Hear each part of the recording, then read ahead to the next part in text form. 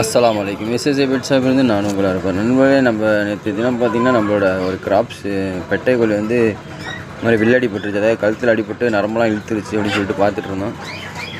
கிட்டத்தட்ட 2 நாள் ஆகிடுச்சு. இன்றைக்கி வந்து 3ஆம் நாள் பார்த்திங்கனாக்கா மெடிசன் போட்டு ஓரளவு பரவாயில்ல. கோழி பாருங்கள் இப்போ எந்திரிச்சு நிற்க ஆரம்பிச்சிருக்கு. இப்போ தான் கொஞ்சம் இது எப்படியே இன்னும் 1 வாரம் ஆகும் கண்டிப்பாக ரெடி ஆகிறதுக்கு. இப்போ வந்து ஃபுட்டும் எடுக்குது, ஓரளவு நிற்க ட்ரை பண்ணுது. கோழி எந்திரிச்சு கொஞ்சம் வந்து பிடிமானம் இருந்தால் நின்றுக்கிறாப்புல தலைவர். நல்ல ஒரு சித்துக்கோழில் அருமையான கோழிங்க. குஞ்சு காப்பாற்றலாம் பேய் மாதிரி இருக்கும். நம்மளோட ஒரு அவசர கோபத்தினால வந்து இது மாதிரி ஆயிடுச்சு பாருங்கள். கோழி நல்லா மேய்ச்சலில் இருந்த கோழி.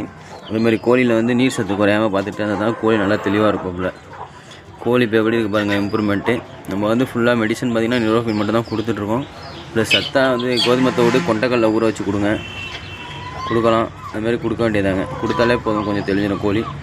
ஒரு வாரத்துக்குள்ளே ரெடி ஆகிரும்னு நினைக்கிறேன். பார்ப்போம் எப்படின்னு. எவ்வளோ சீக்கிரம் இது ரெடி ஆகுதுன்னு தெரில நம்மளுக்கு.